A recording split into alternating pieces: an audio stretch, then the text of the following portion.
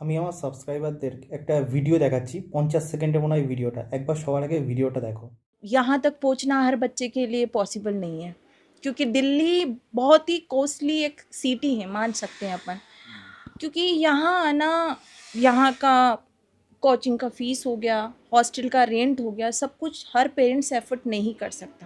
हाँ, लेकिन मेरी सभी बच्चों से एक पर्सनली एडवाइस है कि आप ऑफलाइन नहीं ले सकते, लेकिन एक बार यूपीएससी पढ़कर ज़रूर देखिए।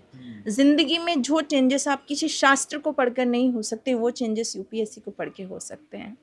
आपकी मेंटालिटी देख सकते हैं, आपकी पर्सनालिटी, आपकी स्किल्स वगैरह सब कुछ काफ़ी ज़्यादा चेंजेस आ जाएगा।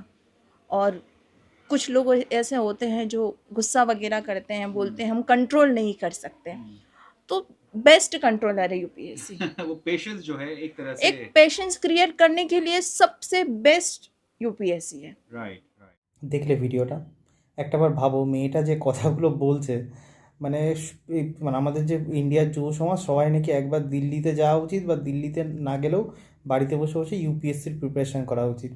সেটা নাকি আমাদের স্ক্রিপচার ধর্মগ্রন্থর থেকেও তোমারে মহান বানিয়ে দেবে। মানে কোন লেভেলে ভাই, মানে ব্রেন, মানে হয় না, মানে সেই টেররিস্টদের হয় না, সে আমরা সিনেমাতে দেখি, সে টেররিস্টদের ব্রেন ওয়াশ করে ছেড়ে দিয়েছে, যেখানে সেখানে ফেটে যাচ্ছে। মানে এই আমাদের হচ্ছে শিক্ষিত আর কি, মানে কী বলে, সো কল্ড শিক্ষিত বা এইসব পাবলিকদের ব্রেন কোচিং সেন্টারের মাফিয়াগুলো কেমন পরিমাণে ওয়াশ করে দিয়েছে, যে তুমি তোমার মানে যৌবন যেই সময় ভাই বাচ্চা পয়দা করবে, যে সময় শান্তিতে সেক্স করবে, শান্তিতে প্রেম করবে, ইনকাম করবে, এইসব না করে বাকি ওই পুরো যৌবনটা তুমি ইউপিএসসির ওই আর্টিকেল, ওই ইতিহাস, ওই ভূগোল এর পিছনে তুমি দিয়ে দাও। তাহলে কী হবে? তুমি একটা গুড মানুষ হবে। গুড মানুষ হয়ে কী হবে? গুড মানুষ হয়ে 10 লাখ ছেলের সাথে লড়ে তুমি আলটিমেটলি নীলবাটে জান্নাটা। মানে জোকস পার্ট, আমি মানে খারাপ লাগছে মেয়েটা সম্বন্ধে, মানে কোন অন্ধকারের মধ্যে রয়েছে। আমি জাস্ট বলতে চাইছি, তুমি একটাবার বলা, এটা এটা এটা এটা বলতেও আমার খুব খারাপ লাগে, বাট আমার সাবস্ক্রাইবাররা অনেক মানে কী বলে ম্যাচিওর, তো সেই জন্যই বলছি। তুমি একবার মেয়েটার, আমি তো ব্লার করে দিয়েছি, বাট বুঝতে পারছো যে মেয়েটার মানে থোবড়াটা একবার দেখো, বা মেয়েটার শারীরিক গঠন দেখো। সেই পড়তে পড়তে বেকার উল্টোপাল্টা কাজ করতে তার শারীরিকভাবে তো সে সম্পূর্ণ ঝরঝরা হয়েই গেছে, ভেতর থেকেও ঝরঝরা, বাইরের থেকেও ঝরঝরা।